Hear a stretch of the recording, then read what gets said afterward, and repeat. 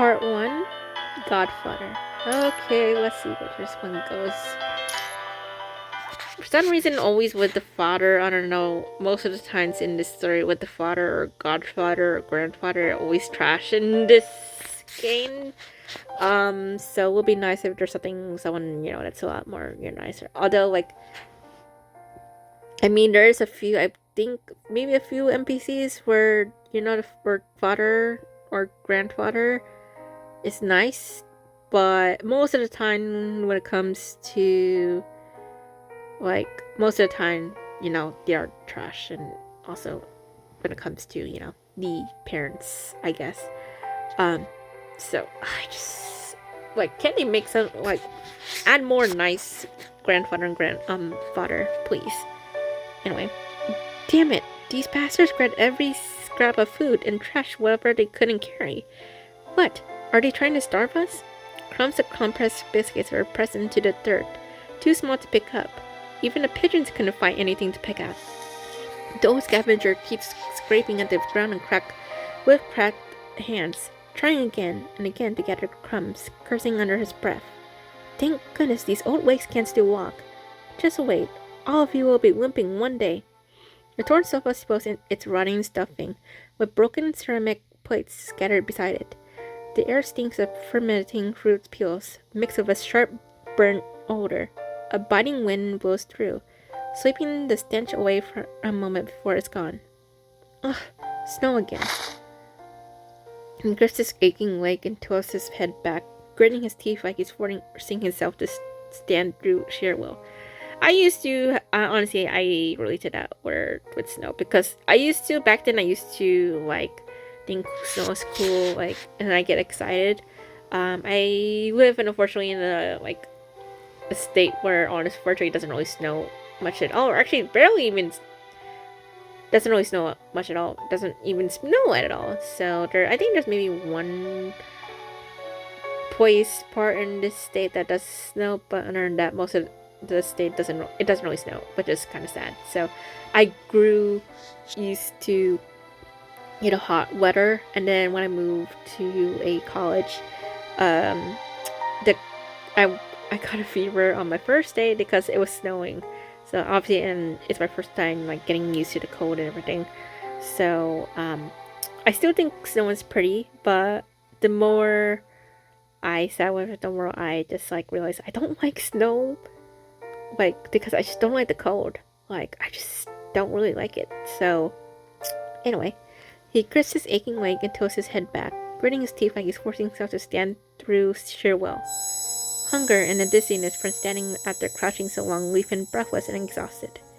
Hey, what about you, brat? You stinking old man! I told you to stop calling me a brat! A boy's voice comes from somewhere inside a heap of junk. Moments later, a dust-covered figure squeezes out from between two wooden boards. Hey, I asked you your name plenty of times, but you just keep it to yourself. Just don't call me that. Pah! Dust my mouth. I'm not in luck today. I walked all that way and we found a dented can someone had already picked over under a collapsing building. At least it's so empty it can't make us sick. We'll split it later. That building used to be part of a lively little town. They've cleared it out too, huh? No value, so they abandoned it without a thought. Probably Sinclair again. Hard not to know his face. It's plastered everywhere. The benevolent tycoon who saved this tiny speck of a desert city. Even dogs are sick of hearing that story. Fred Sinclair. So what?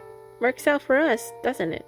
As long as we stick near those glowing gates, there will always be food and clothes getting tossed out. You fool. The more of these gates they build, the more people like us there will be. Las Prados Entertainment Hall. Never-ending party. Forget your troubles. Step into paradise. Sing. Dance, you thieves and scoundrels. Dance yourself to death in your gilded cage. Ugh. Take it easy, old man. If you swallowed your pride and applied for Las Prados aid sooner, you wouldn't still be dragging that bad leg around here. What do you know about aid programs? All lies. They're nothing but filthy hyenas in fine clothes, feeding on corpses. And you, stop with the big talk, kid. The words hit a raw nerve. His face twitches with rage, but when he opens his mouth to curse, nothing comes. His cheeks flush, and all he can imagine are angry, incoherent mutters. Swallow my pride? Then why don't you beg your parents to take you back? You showed out here scavenging in a tie like some fancy gentleman, and look at you now, filthy every day. What a sorry sight. Where's your pride? Did the dogs eat it? The argument escalates. At first it's just shoving, but soon they're on the verge of a fight. What's it to you? You don't know anything about me. Garbage like us. We're just waiting for the road to clear us out. Who are you calling garbage? Even my parents never said that to me. With a loud thud, the boy charges like a bull, slamming the old man into a pile of old books and newspapers, sending pages flying. You listen to me, kid. A kid? They both freeze. Still pressing his fist into the old man's chest, the boy frees one arm and shoves aside the junk in front of him. The kitten-like cries grow louder. They follow the sound source and exchange a bewildered look. No, it's a baby. Even infant wails it then from inside a floating cloth. Damn it! Leaving about baby out here in this weather? Are they trying to kill her? Oh, this is discord. Oh! Their eyes return to the baby, still struggling to wave her tiny fists. The cold has turned her skin a frost-bitten red-purple, and even her whimpers are growing faint. The old man wipes his hands over and over on his ragged coat and hesitates, too afraid to take the swaddled baby. Can you keep it down, cry anymore, and you'll be out of strength? The young scavenger shouts past the hesitant old vagrant, tucking his hands into his sleeves far too long for him. Move aside, Ping. There, no more crying. You're pretty good at this. I used to have a little brother. I take care of him when my parents were at work. Then one day, he got sick and died. After that, the boy exhales a cloud of white vapor, gasping like the cold has stolen his breath, and falls silent. That's so. Ping doesn't ask any more questions. Among scavengers, there's an unspoken rule. You don't dig into someone's past unless they bring it up themselves. The baby finally starts crying, whether from exhaustion or the warmth in the boy's arms. Ping can't do anything to help. He just paces in circles. But there's nothing around. No belongings. No clues. Nothing that could prove the baby's identity. No name tag. No forgotten trinket. Not even the faintest trace of a mother's scent. The swaddling is thick with dust, as if it were casually taken from some long forgotten corner. Hey, you can't raise a baby. You want us scavenging with us or sleeping under bridges? In this cold, where will we get milk? The boy stays silent, jaws set, so Ping tries again. Listen, brat. This isn't like picking up a stray cat or dog. The baby can't live on expired canned food like we do. I know. The baby's parents must be garbage. Or maybe they were in trouble.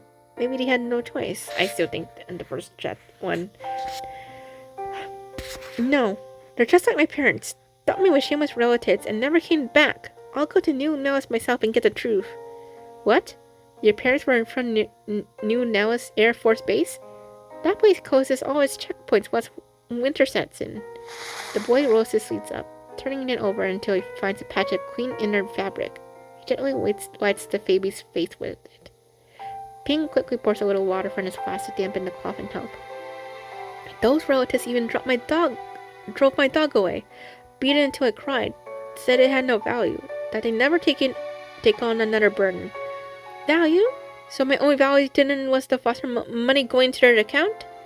That dog was my last family. Before she left, my mother never let me name it. Said naming it would make me too attached, and saying goodbye would hurt more. Did she already know? Had she already decided to get rid of me? Then why name me Felix, and my little brother Lucius? The boy pulls the dog tag from inside his coat, polished it to a shine through his daily care. Now Ping understands why the metal tag is blank. I'd rather be out here on my own than ever forget them. Ping falls silent, meeting the boy's stubborn gaze before letting out a long sigh. You used to think the boy was just wandering around looking for a lost pet dog, that once he tasted real hardship, he'd come crawling back home in tears. The boy's voice is barely a whisper in the code, soft enough to vanish into the wind, and then it suddenly grows louder. I'll go find it, whatever you need. Food, baby stuff, anything. And small, quick. I can squeeze through anywhere. There's no way in this world can make room for one baby to live. Hey, Brat, you poor baby. Were you thrown away because you thought you had enough value too? But a newborn is innocent, the purest thing in the world. Felix looks from the baby to the tag he clutches even when he sleeps. Value. Value. Pink's eyes goes distant. The words he held back slipping free. Why do you still carry that dog tag if it has no value anymore? This is my treasure. The boy says solemnly. I always thought, even if I died, no matter where, as long as I had this, someone would know who I was. No matter what I become, this dog tag is the one thing that makes me different. Old memories pressed heavier and heavier on Pink's chest until anger burst out of nowhere. That's what soldiers' dog tags do. You little brat, who do you think you are? Look around. This isn't a war zone. It's a stinking garbage heap. Tomorrow, we might not find food. The day after, a blizzard could hit, and we'd both be buried right here. Who in this world cares if you live or die? Pink's eyes burn with tears as he yells, but it sounds more like he's shouting at himself than at the boys. Dang. No one cares whether we live or die. I care, and we care about this baby, don't we? Felix's gaze juts between Ping and the baby. He draws in a deep breath, his voice almost lost in the wind. Ping, we can't just leave the baby here. I know. Ping's voice grows raw with old memories. The weight of despair and bitterness pushes him to shout. When I was young, I had a family too. I had a kid. Life at the desert outpost was too hard, too lonely. One day, I sat there watching tumbleweeds roll past, over and over, and I couldn't take it anymore. I stopped caring about anything except going home to see my child's face. The baby in the boy's arms lies, with eyes half closed, her tiny face calm and peaceful. Ping keeps wiping his eyes with the tips of his fingers.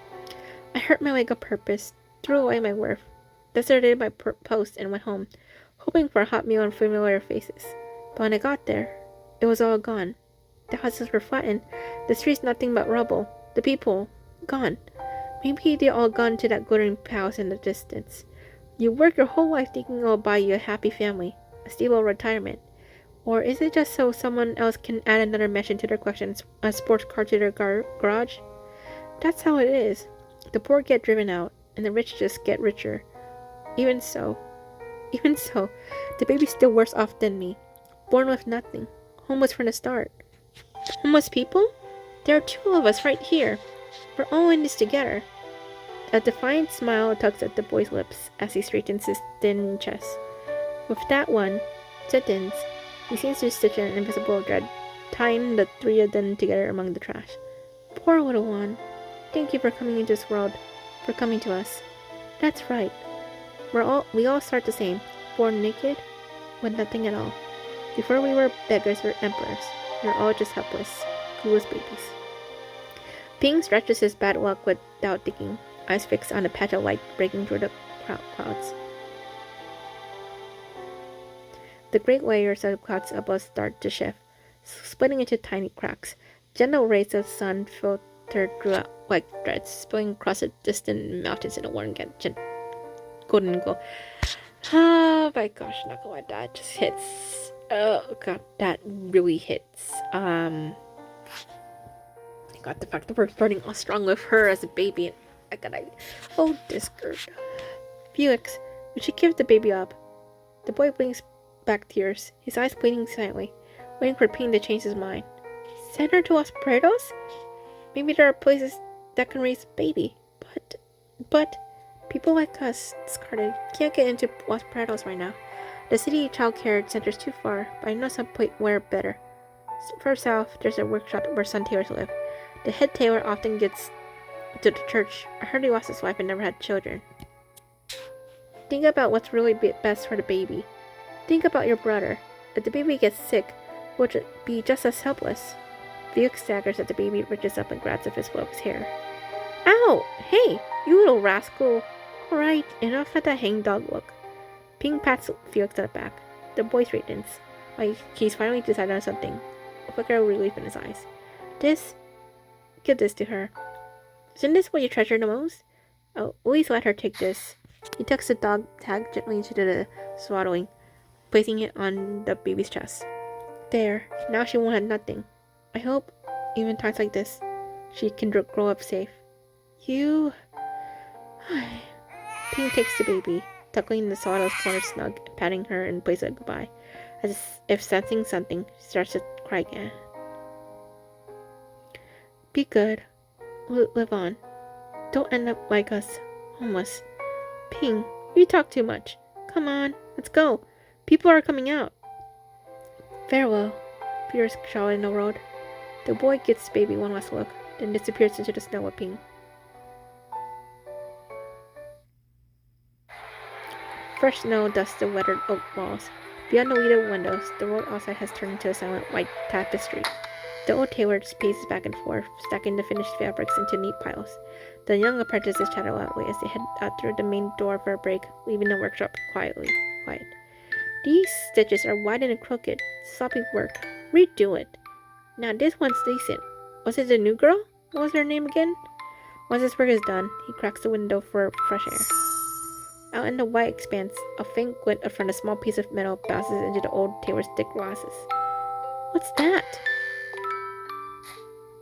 The old man runs for the door, fumbling to untie his debris-filled apron and toss it onto the melting snow. He drops to his knees. The swaddling is covered in snow, with more packed inside, but the baby still clutches the small metal tag and breathes faintly. This really is a blessing from above. And the snow ice is snow-scraped paper. Its writing board, when the words "take care" can still be made out. His eyes settle on the paper and he just tosses aside. A small handkerchief his wife made peeks out from a pocket. The corners embroidered with a tiny blue flower. His breathing quickens. Was she sent by the Holy Mother? Thank you, Holy Mother. In this cold. He pulls the baby close, his glasses sitting crooked on his nose, tears running down the deep lines of his face. She'll be my treasure. Oh my god, he sounds precious. Oh, so that's where she got it from. Okay, with the scissors. Okay, now I see it. Oh my god, poor Felix and then Ping. I wonder if we'll see them again, like in the later parts of this chapter.